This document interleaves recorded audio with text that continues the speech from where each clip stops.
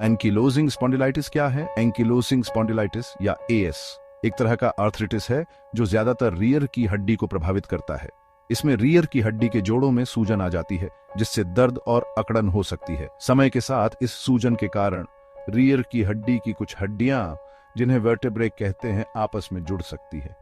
इस जुड़ाव से रियर की हड्डी कम लचीली हो जाती है और पीठ झुक सकती है। एस शरीर के अन्य भागों को भी प्रभावित कर सकता है जैसे कि कूल्हे, कंधे और आंखें।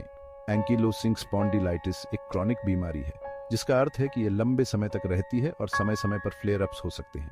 एएस का अभी तक कोई इलाज नहीं है, लेकिन ऐसे इलाज उपलब्ध हैं जो सिम्टम्स को मैनेज करने और बीमारी को बढ़ने से रोकने में मदद कर सकते हैं।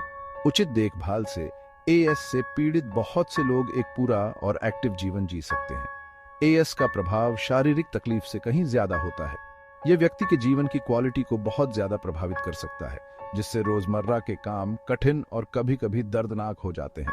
यह याद रखना महत्वपूर्ण है कि हर व्यक्ति एएस को अलग तरह से एक्सपीरियंस करता है और सिम्टम्स की गंभीरता एक व्यक्ति से दूसरे व्यक्ति में बहुत भिन्न हो सकती है।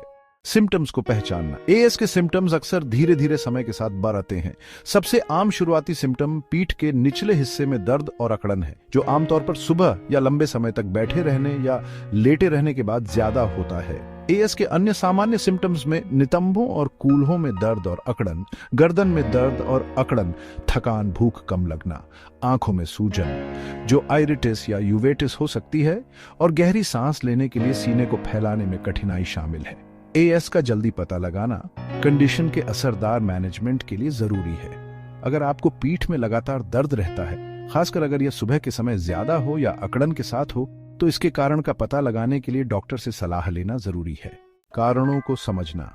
एंकिलोजिंग स्पॉन्डिलाइटिस का सही कारण अज्ञात है, लेकिन माना जाता है कि यह एक ऑटो इम्यून डिजीज है। इसका मतलब है कि शरीर का इम्यून सिस्टम, जो आमतौर पर हमें संक्रमण से बचाता है, गलती से स्वस्थ ऊतकों पर हमला करता है, इस मामले में रीढ़ की हड्डी के जोड़ों पर। हालांकि इस इम्यून रिस्पॉन्स के ट्रिगर्स को पूरी तरह से समझा नहीं गया है। शोधकर्ताओं का मानना है कि जेनेटिक और एनवायरमेंटल फैक्टर्स का कॉम्बिनेशन एक भूमिका निभाता है। एएस उन लोगों में ज्यादा आम है जिनका फैमिली हिस्ट्री इस कंडीशन का रहा है, जो एक मजबूत जेनेटिक लिंक का सुझाव देता है। विशेष रूप से HLA-B27 नामक एक जीन एएस वाले कई लोगों में पाया जाता है। हालांकि HLA-B27 जीन होने का मतलब यह नहीं है कि व्यक्ति को एएस हो जाएगा, और जीन वाले कई लोग कभी भी इस कंडीशन का शिकार नहीं होते हैं। इससे पता चलता है कि अन्य फैक्टर्स जैसे कि एनवायरमेंटल ट्रिगर्स जैसे बैक्टीरियल इन्फेक्शंस भी एएस के डेवलपमेंट में शामिल हो सकते हैं। एंकिलोजिंग स्पॉन्डिलाइटिस के साथ जीना, इलाज और देखभाल। हालांकि एएस का कोई इलाज नहीं है, लेकिन सिम्टम्स को मैनेज करने और बीमारी को बढ़ने से रोकने के लिए कई चीजें की जा सकती हैं। इलाज में आमतौर पर दवा, फिजिकल थेरेपी और जीवन शैली में बदलाव का कॉम्बिनेशन शामिल होता है। दवा, non steroidal anti inflammatory drugs या NSAIDs अक्सर एएस के लिए पहली पसंद होती है। वे दर्द और सूजन को कम करने में मदद कर सकते हैं। अन्य दवाएं जैसे कि disease modifying anti rheumatic drugs, जिन्हें DMARDs कहा जाता है, और बायोलॉजिक्स का उपयोग इम्यून सिस्टम को दबाने और बीमारी को बढ़ने से रोकने के लिए भी किया जा सकता है। फिजिकल थेरेपी एएस वाले लोगों के लिए नियमित व्यायाम जरूरी है। यह रीढ़ और अन्य जोड़ों में फ्लेक्सिबिलिटी और गति की सीमा को बनाए रखने में मदद करता है।